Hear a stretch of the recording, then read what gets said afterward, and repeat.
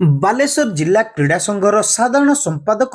ସ୍ୱର୍ଗତ ଅଦୀପ ଦାସଙ୍କର ଏକାଦଶ ଅବସରରେ ଶ୍ରଦ୍ଧାଞ୍ଜଳି ସଭା ସ୍ଥାନୀୟ ପରମିଟ୍ ପଡ଼ିଆରେ ଅନୁଷ୍ଠିତ ହୋଇଯାଇଛି। ବାଲେଶ୍ୱର ପ୍ରେସ୍ କ୍ଲବର ସଭାପତି ବରିଷ୍ଠ ସାମ୍ବାଦିକ ବିପ୍ଳବ କୁମାର ମହାନ୍ତିଙ୍କ ସଂଯୋଜନାରେ ଆୟୋଜିତ ସଭାରେ ରାଜ୍ୟ ସରକାରୀ ଦଳ ଉପମୁଖ୍ୟ ସଚେତକ ତଥା ରେମୁଣା ବିଧାୟକ ଗୋବିନ୍ଦ ଚନ୍ଦ୍ର ଦାସ, ସଦର ବିଧାୟକ ମାନସ କୁମାର ଦତ୍ତ, ବାଲେଶ୍ୱର ପୌରାଧ୍ୟକ୍ଷା ସବିତା ସାହୁ, ଆଦର୍ଶ କ୍ରିକେଟ କ୍ଲବର ସମ୍ପାଦକ, ଜିଲ୍ଲା ଆଥଲେଟିକ୍ ଆସୋସିଏସନର ସଦସ୍ୟ ତଥା ଯୁବ ସଂଗଠକ engineer Bibhupada Das, Balasore urban cooperative bank ସଭାପତି ସୂର୍ଯ୍ୟକାନ୍ତ କର, ଜିଲ୍ଲା କ୍ରୀଡ଼ା ସଂଘର କାର୍ଯ୍ୟକାରୀ ସଭାପତି ଅଭୟ ମହାପାତ୍ର, ସହ ସାଧାରଣ ସମ୍ପାଦକ ତଥା କାଉନସିଲର ପଦ୍ମଲୋଚନ ଲେଙ୍କା, ପୂର୍ବତନ ପୌରପାଳ ତପନ ଚକ୍ରବର୍ତ୍ତୀ, ପୂର୍ବତନ ପୌର ଉପାଧ୍ୟକ୍ଷା ମନୋଜ ରାଉତ, କ୍ରୀଡ଼ା ସଂଘର ପୂର୍ବତନ ସଦସ୍ୟ ସନ୍ତୋଷ ଦାସ, ଅର୍ଚ୍ଚନା ନନ୍ଦୀ, ଭାଗବତ ସାହୁ, ମମତା ମହାପାତ୍ର, ଶୁଭଙ୍କର ମହାପାତ୍ର, ରାଜେଶ ମହାପାତ୍ର ପ୍ରମୁଖଙ୍କ ସମେତ ସଂଖ୍ୟାଧିକ କ୍ରୀଡ଼ାପ୍ରେମୀ, ଜିଲ୍ଲା କ୍ରୀଡ଼ା ସଂଘର କର୍ମକର୍ତ୍ତା, ଓଡ଼ିଶା ଅଲିମ୍ପିକ ଆସୋସିଏସନ ଓ ଓଡ଼ିଶା କ୍ରିକେଟ ଆସୋସିଏସନର କର୍ମକର୍ତ୍ତାଙ୍କ ସମେତ ବହୁ ବିଶିଷ୍ଟ ବ୍ୟକ୍ତି ଯୋଗଦେଇ ଶ୍ରଦ୍ଧାଞ୍ଜଳି ଜ୍ଞାପନ ସହ ସ୍ୱର୍ଗତ ଦାସଙ୍କର ସ୍ମୃତିଚାରଣ କରିଥିଲେ। बेसी न जानिले भी जेबेठू विभाग फील्ड को आसी सेबेठू दादा को जानी से जन फिट मनुष्य थे से सब देखते हसी दिखती मत पचारती केमी अच्छ कारण ये फील्ड विषय में जहाँ जानी बहुत किसी अवदान अच्छी ये जो फील्ड को तैयारी करने खेल फील्ड को तैयारी करने जो चेष्टा था जो पे खेलेंगे ये एक मनुष्य सी कि सब भुवनेश्वर उन्नति कथा खेल उन्नति कथा चिंता करते व्यक्तित्व को आम आज निश्चित हर जगह ये नहीं पारे ना निश्चित जगत ना जगन्नाथ आशा भगवान को पाखे प्रार्थना करी जड़े मनुष्य ऊपर थी समस्त आशीर्वाद करूँ अमर आत्मा सुरत हो खाली कहमी परिवार वर्ग समस्त से प्रभु जगन्नाथ शक्ति दिंतु जो कि बालेश्वर एक शून्य स्थान रही पूरण करने आग को किए संभाल किए आसो भगवान जानते भली जड़े क्रीड़ाप्रेमी आम पाइला ना मुझे दिन पूर्व मसे पूर्व मिसी आगु तो बहुत मिसी बापा सहित से बंधुता था मसे पर कटक से आसी मत डाकिले आम जा कथा जो बालेश्वर एथलेटिक एसोसिएशन जो अवदान ए बयस दौड़ी जो कम आगू को जाते सहित थी अनुभव कली बालेश्वर एथलेटिक एसोसिएशन केते अवदान तेणु आम बहुत दुखित जे भाई लोक आम हर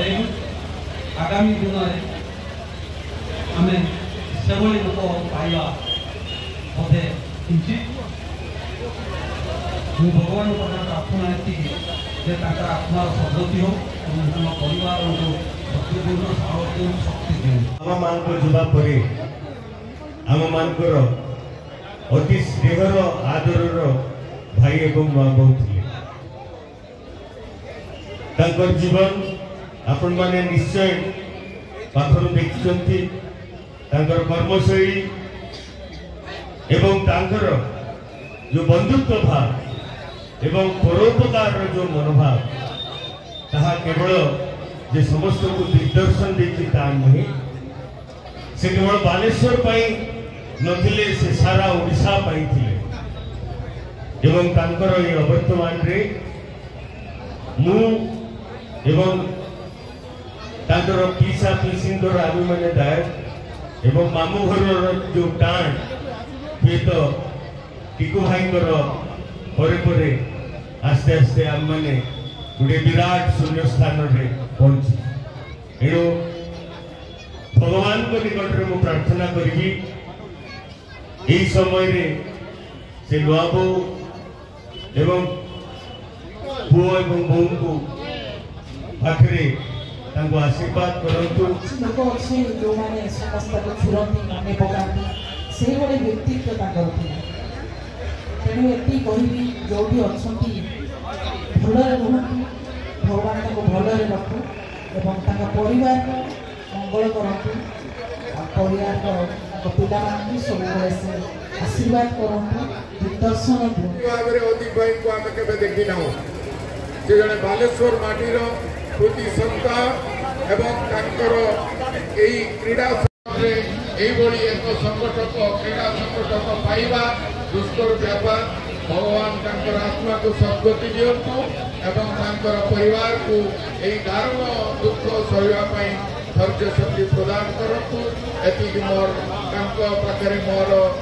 ଭଗବାନଙ୍କ ପାଖରେ ଜଣାଣ।